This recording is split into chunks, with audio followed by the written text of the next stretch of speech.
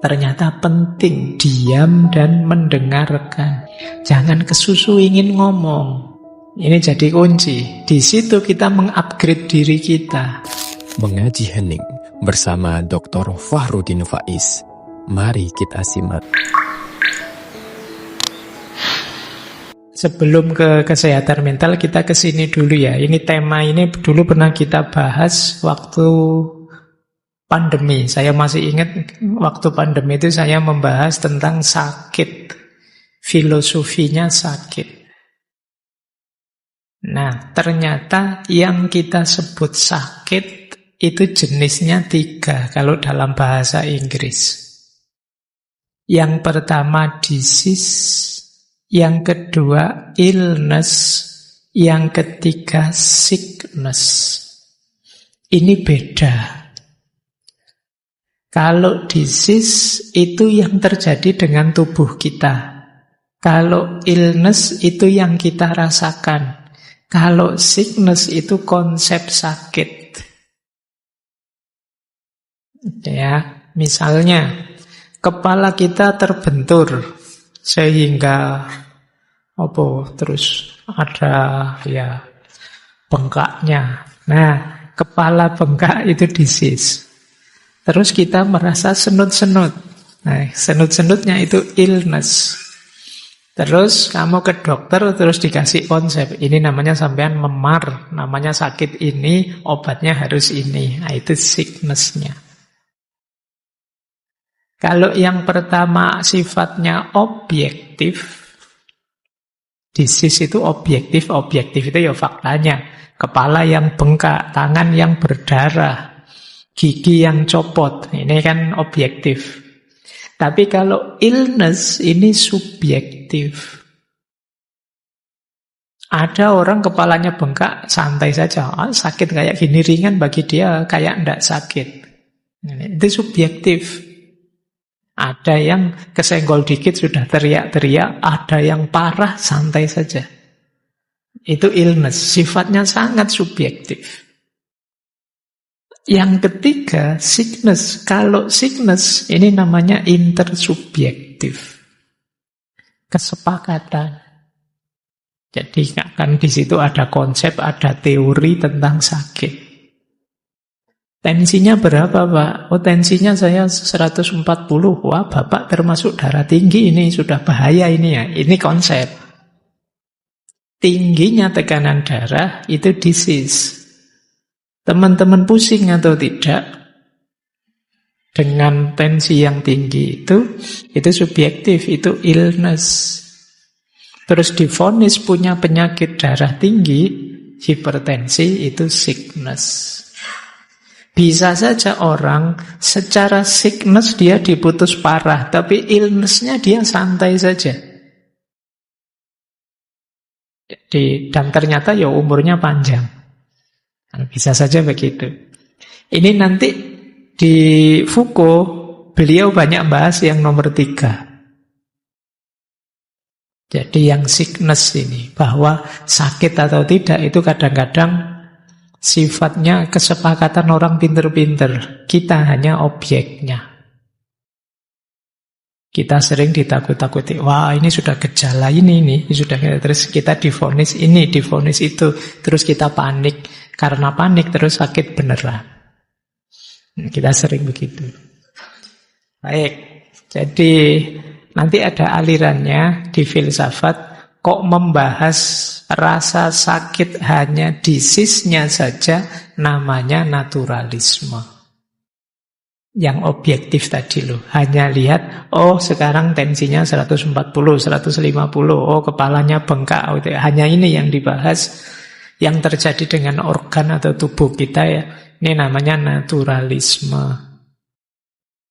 Kalau yang dibahas illness-nya saja, yang kita rasakan saja, itu namanya instrumentalisme. Kalau yang dibahas kesepakatan teori-teori kedokteran, konsep-konsep tadi, namanya konstruktivisme.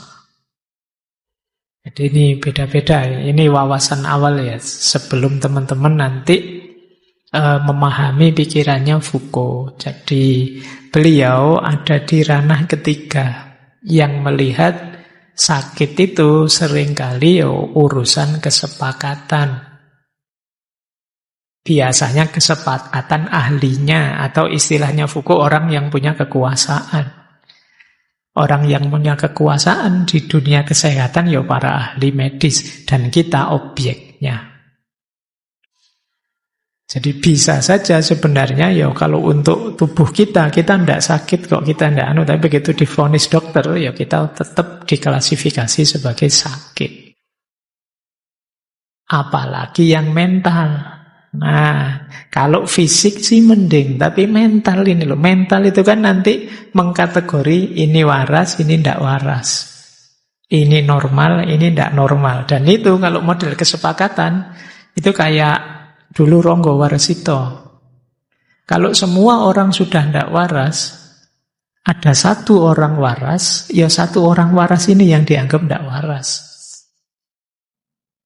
Jadi normal tidak normal, waras tidak waras, itu kadang ya kesepakatan. Di sini mayoritasnya apa? Yang beda dengan semua orang satu ini, mesti dia akan dianggap yang tidak normal.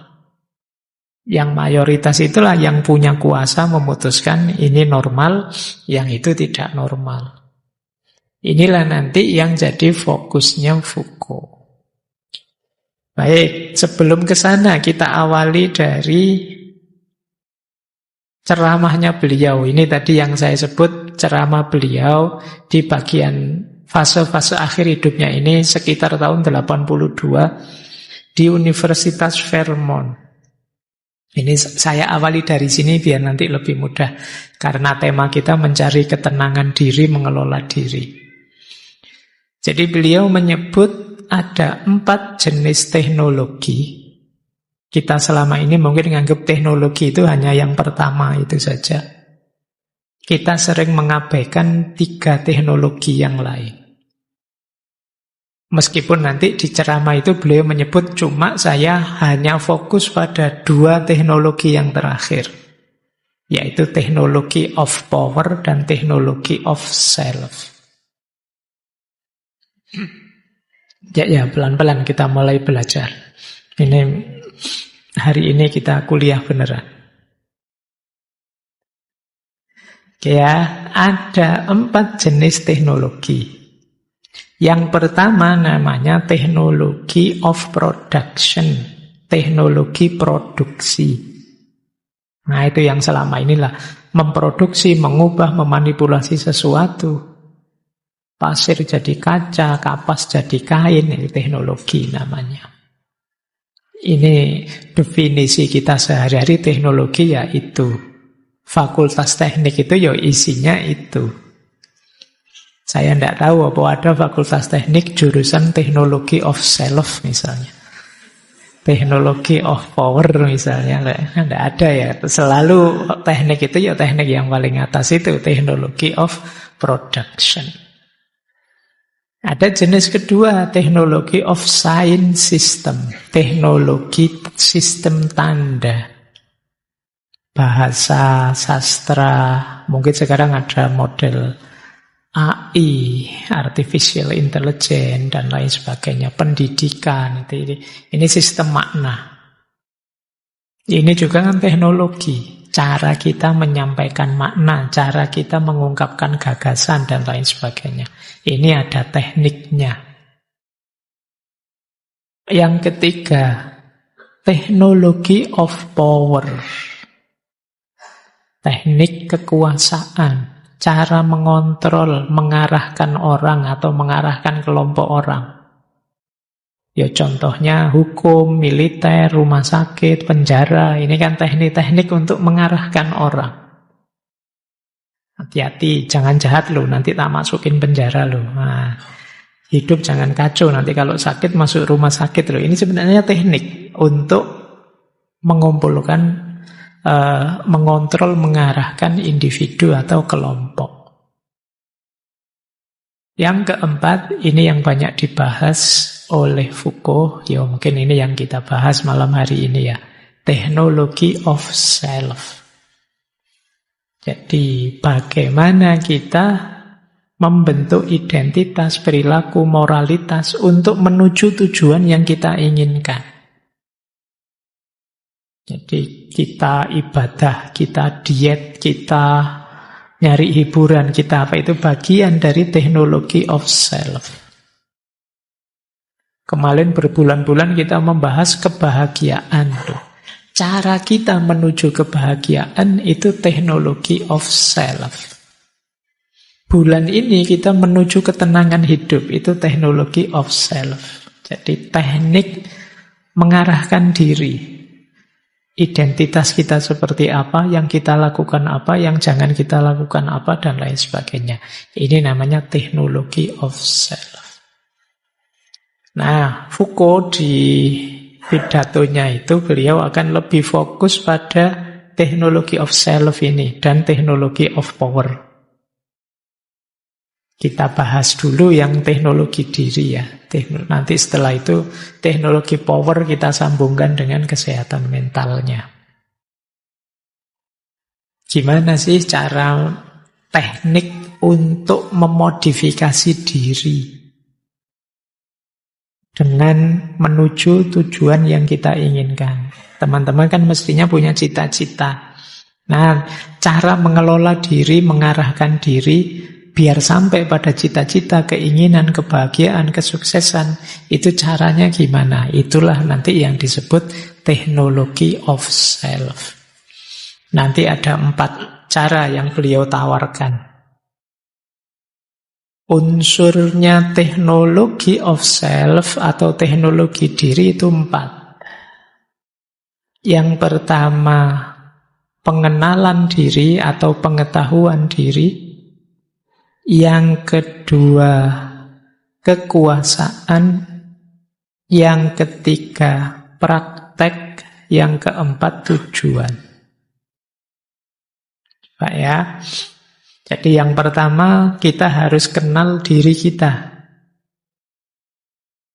Kita belajar filsafat, belajar agama, mencari ilmu, sekolah, kuliah.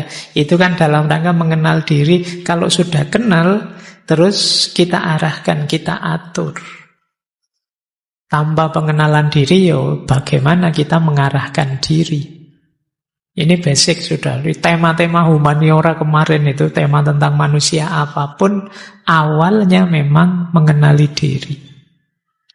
Bahkan sampai kalian belajar tasawuf pun diminta mengenali diri. Man arofa nafsahu faqad arofa rabbahu. Itu yang kenal diri.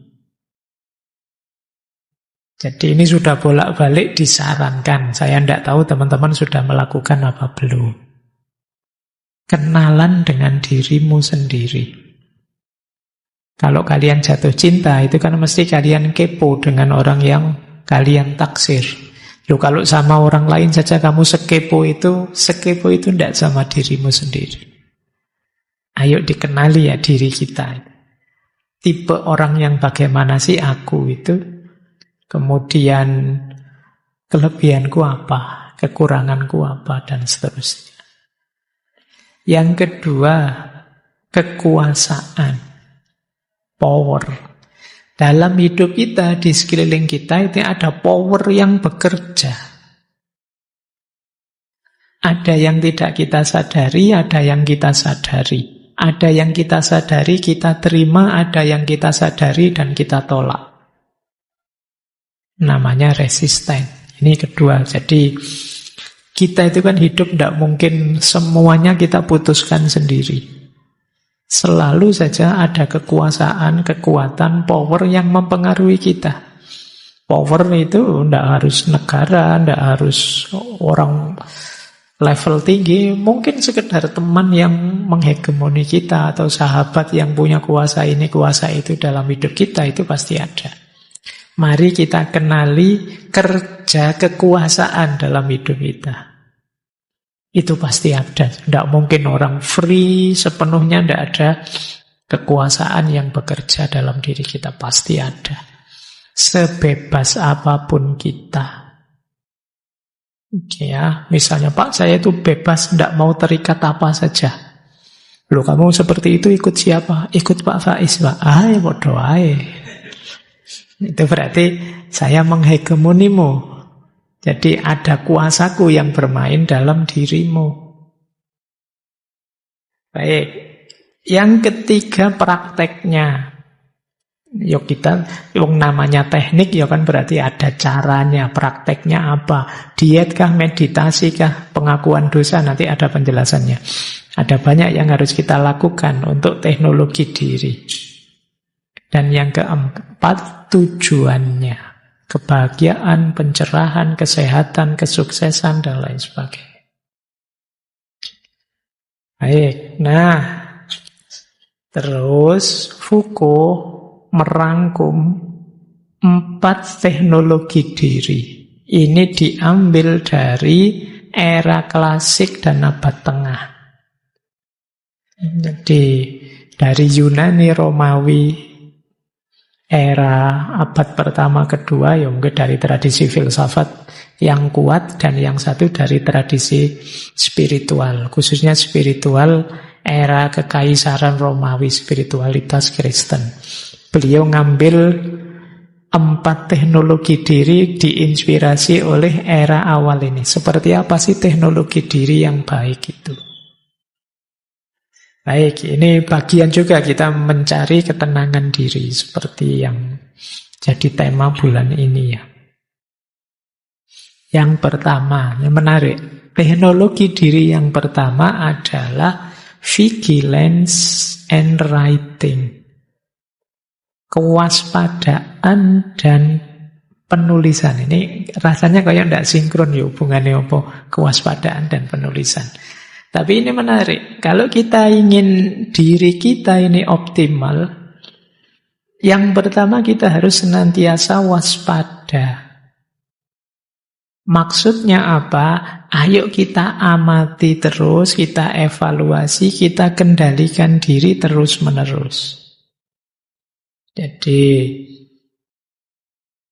kita harus jadi orang yang bermoral, kita harus jadi orang yang bijaksana, kita harus tertib dalam hidup ini. Dan ini kan berarti kita ngawasi diri kita terus-menerus. Diri kita itu kalau kita biarkan sebentar, misalnya sudahlah, misalnya wahai pikiranku, wahai hatiku, istirahat, tidak usah dipakai. Begitu tidak kita pakai, kita tidak usah, kita bisa loss. Maka kuncinya teknologi diri yang pertama vigilance. Ayo diawasi dirimu, kondisimu. Oh, ini saya sedang marah, ini harus dikendalikan. Ini saya sedang senang ini hati-hati lupa diri. Ini saya sedang kecewa, ini hati-hati putus asa. Itu namanya vigilance. Orang yang mampu mengawasi dirinya terus-menerus, dia yang akan terjamin lebih mudah nanti mencapai tujuan tadi.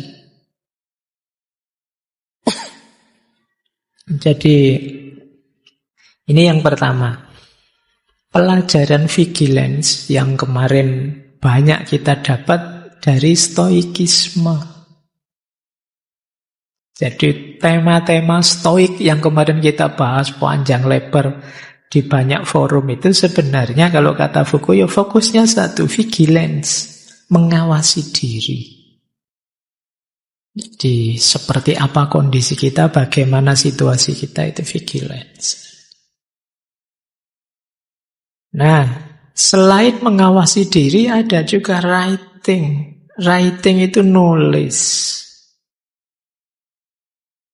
Cara mudah untuk lebih optimal melakukan pengawasan diri itu ditulis.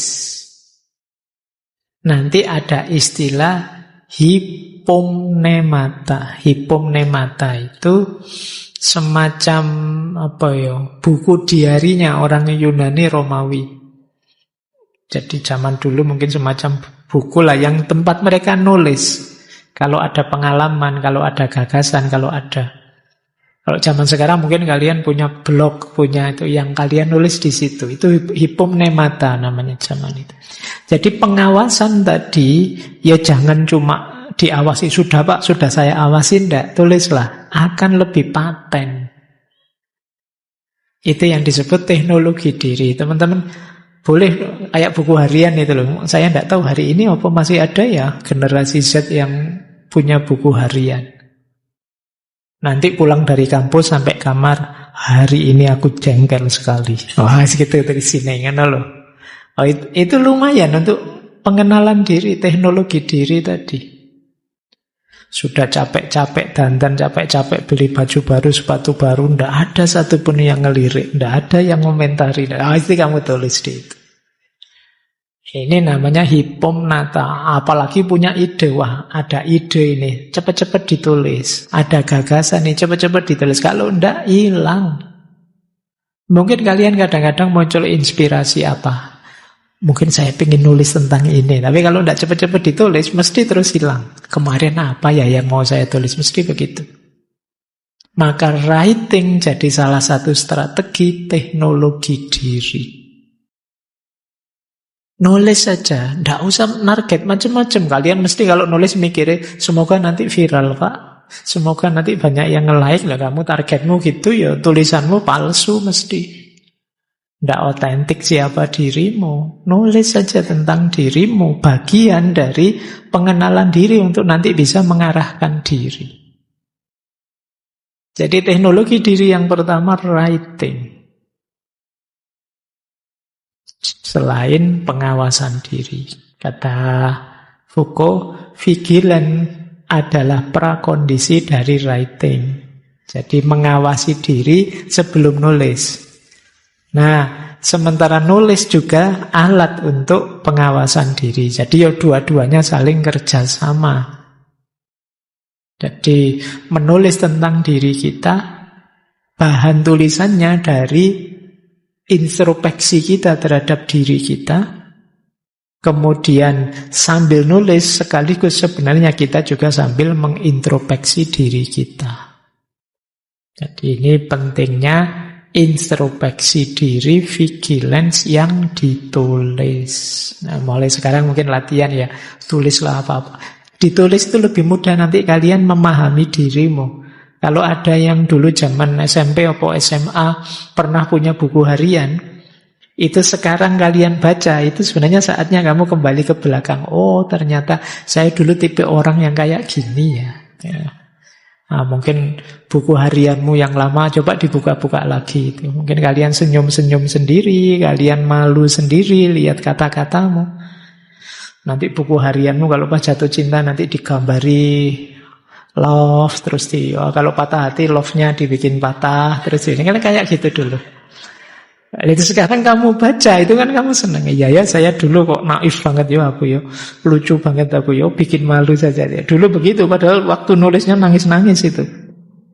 Sekarang kamu ketawain, itu alatmu untuk introspeksi. Oh, berarti saya tipe orang kayak gini dulu itu. Sekarang kayak gimana ya, saya harus seperti apa? Jadi yang pertama itu ya, introspeksi, mengawasi diri dan menulis. Teknologi diri yang kedua, ini menarik. Silent and listening. Ternyata penting. Diam dan mendengarkan. Jadi, kata Foucault begini, dalam sejarah filsafat, setelah eranya Socrates, Plato dengan akademianya yang itu kuat sekali di dialog, belakangan kemudian muncul dorongan gaya pendidikan baru yang sifatnya bukan dialog, tapi monolog. Guru ngomong, ceramah, muridnya mendengarkan dan diam. Oh, ini kuat sekali juga di abad tengah. Yang sekarang kita kritik habis-habisan, mosok ngajar kok cuma ceramah saja. Tapi ini cara pandangnya agak berbeda. Kata Foucault di situ, bahkan Pythagoras itu di kalangan murid-muridnya dia punya rumus, murid selama 5 tahun harus diam saja. Diajari dulu. Mereka tidak boleh tanya dan bicara. Bukan urusan pasif atau aktifnya, tapi latihan mendengarkan itu jauh lebih penting. Jadi kunci kamu pinter pertama itu pinter mendengarkan. Jadi latihan mendengarkan yang kritis. Latihan sambil mendengarkan, oh ini ada yang disembunyikan. Oh, ini kata-kata apa adanya. Bahkan itu ada tulisan judulnya Risalah Plutarh. Di Plutarh itu ada istilah setelah sekolah kita harus mendengarkan sepanjang masa dewasa kita. Jadi listening skill itu kunci. Jangan kesusu ingin ngomong. Dengarkan dulu, serap dulu sebanyak-banyaknya. Justru kalau kita ada orang ngomong, kita ingin balas ngomong reaktif, secara tidak sadar kita di bawah kendali orang lain. Tapi kalau kita diam, kita tidak ditelan oleh dia yang ngomong. Bayangkan ada temanmu ngomong panjang, kamu dengerin saja terus. Dia maunya kita respon, tapi kita dengar saja. Terus terakhir-terakhir kita cuma ngomong, sudah, ya sudah. Oh. Kamu tidak jadi dikuasai oleh dia kan. Coba kamu ngomong, kamu balas. Dia ngomong, kamu balas. Ya sudah, kamu sudah larut dalam pancingannya. Maka di antara teknologi diri, ayo latihan mendengarkan. Diam, latihan mendengarkan.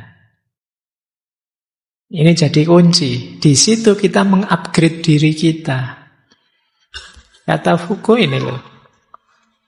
Ini perannya diam dan perannya mendengarkan. Diam berarti kita refleksi, mikir, otak kita jalan. Kemudian diam juga berarti kita mengendalikan diri. Kita tidak terseret orang lain, kita tidak reaktif.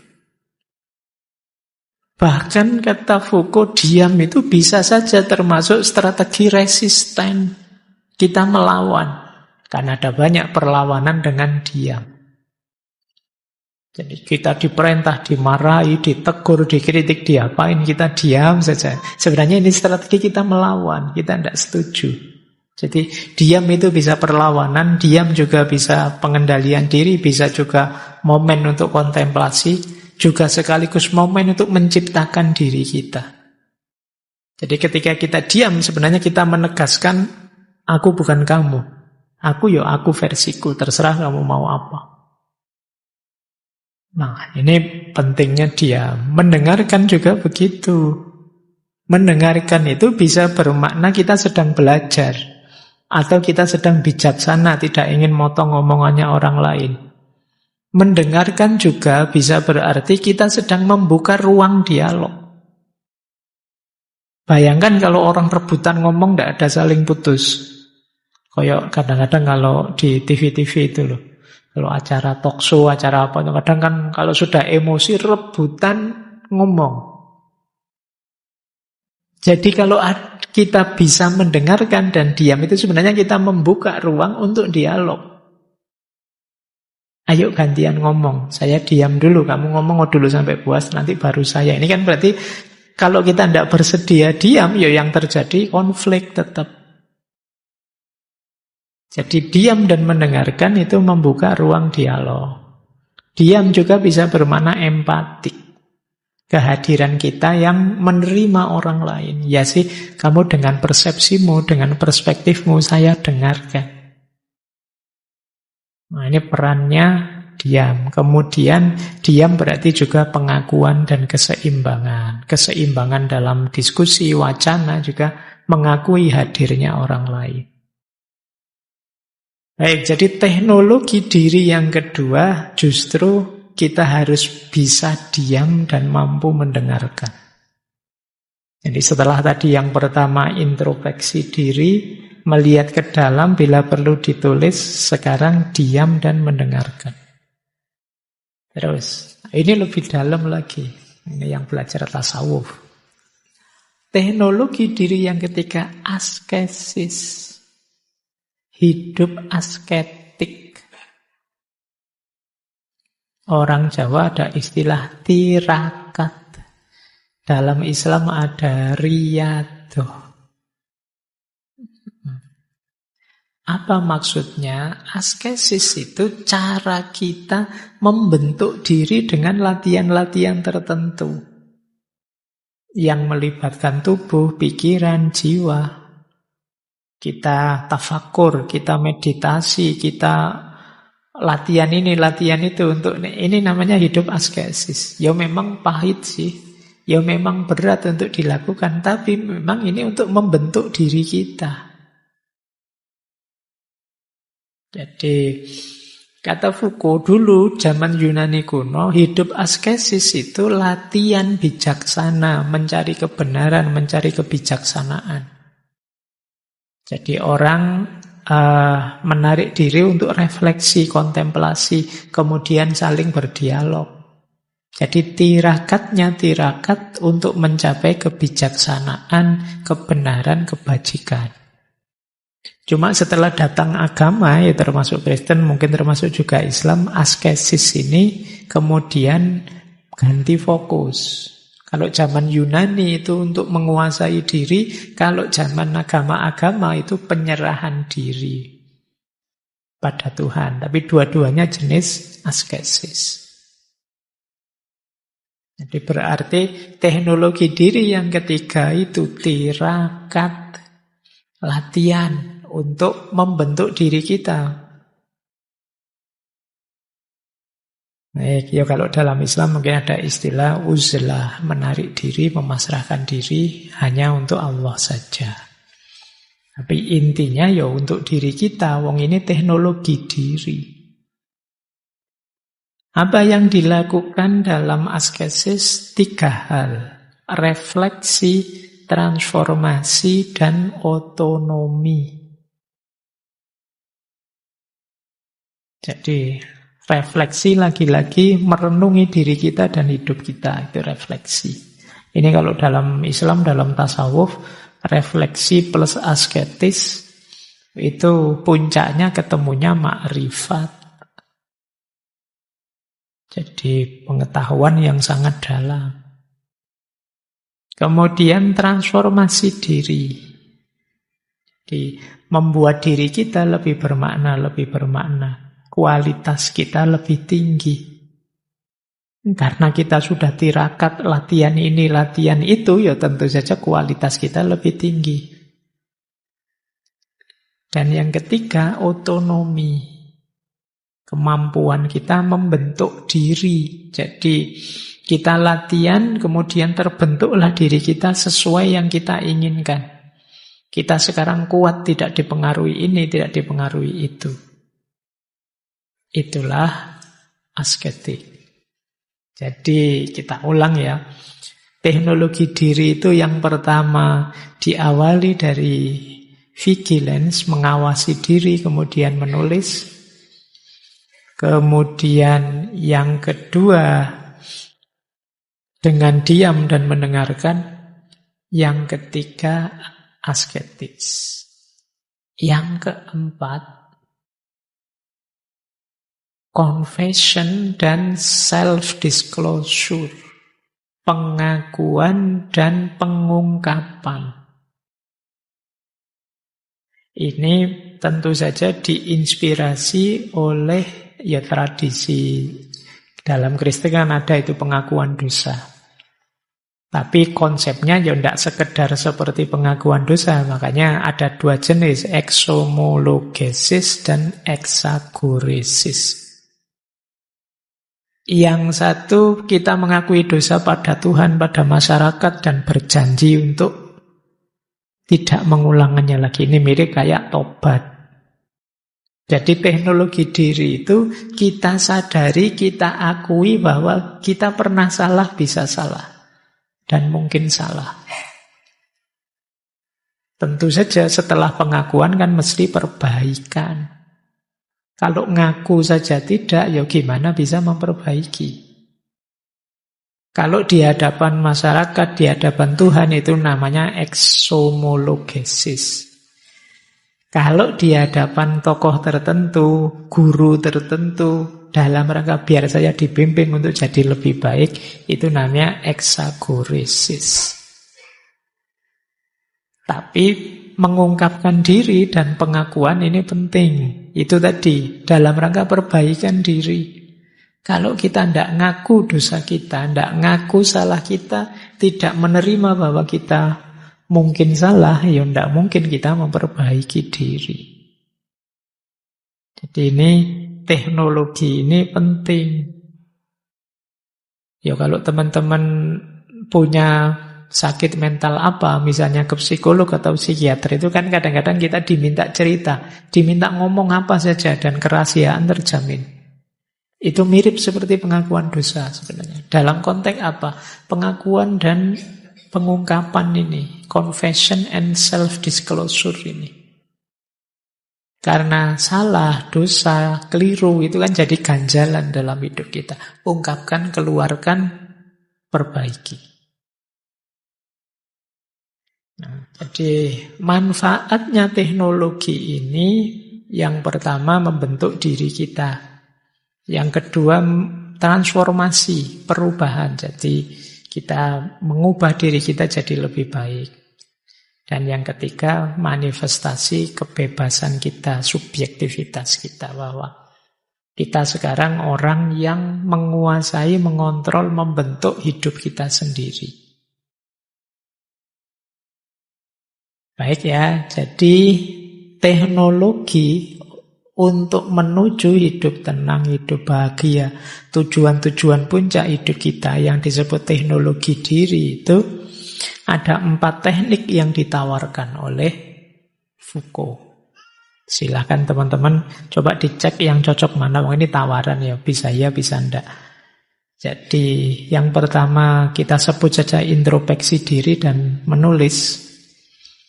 Yang kedua diam dan mendengarkan. Yang ketiga asketik. Dan yang keempat confession and self-disclosure. Ngaku salah, mengungkapkan diri apa adanya, kemudian memperbaiki diri. Inilah 4 teknik untuk kita bisa hidup tenang dan bahagia, mencapai tujuan-tujuan yang kita inginkan. Baik, sampai di sini masih santun ya teorinya, masih nyambung. Sekarang mulai yang agak ngeronjal-ngeronjal teorinya. Ini mulai agak mikir sekarang tentang kesehatan mental.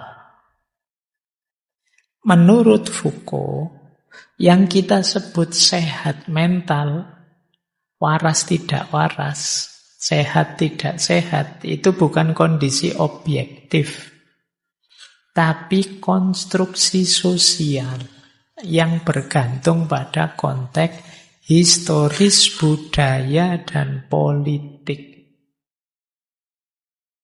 Seperti saya bilang tadi, ini semacam kesepakatan yang punya kekuasaan, yang memutuskan kalau begini itu sehat, kalau begitu tidak sehat. Kalau ini masih kategorinya waras, nah kalau itu kategorinya tidak waras. Jangan-jangan kalian yang merasa waras itu bisa saja tidak waras, kalau kesepakatannya ganti. Gitu loh, makanya tadi saya bilang kayak dulu Ronggo Warsito. Jadi ketika orang semua tidak waras, ya yang tidak waras ini disebut waras. Mungkin zaman dulu ada perilaku-perilaku yang kalau pakai kacamata sekarang itu tidak normal, itu tidak waras. Tapi di zaman itu ya normal saja, waras saja. Zaman dulu kalau ada laki-laki istrinya ratusan, itu hebat. Ya kan, dianggap laki-laki enggak sembarangan orang bisa punya koleksi perempuan banyak zaman dulu. Tapi zaman sekarang kalau ada orang istrinya poligami saja, mau 2 itu rame sudah dianggap. Jadi standar kepantasannya berubah, standar kenormalannya berubah. Ya. Dulu prinsipnya banyak anak banyak rezeki, maka simbah saya bisa 12, ada yang 14 punya anak. Sekarang kalau ada yang begitu, orang anggapnya, wah kamu itu tidak mikir apa ya, kamu tidak, orang akan bilang begitu. Jadi normal tidak normal, waras tidak waras, itu sebenarnya kesepakatan sesuai zamannya saja.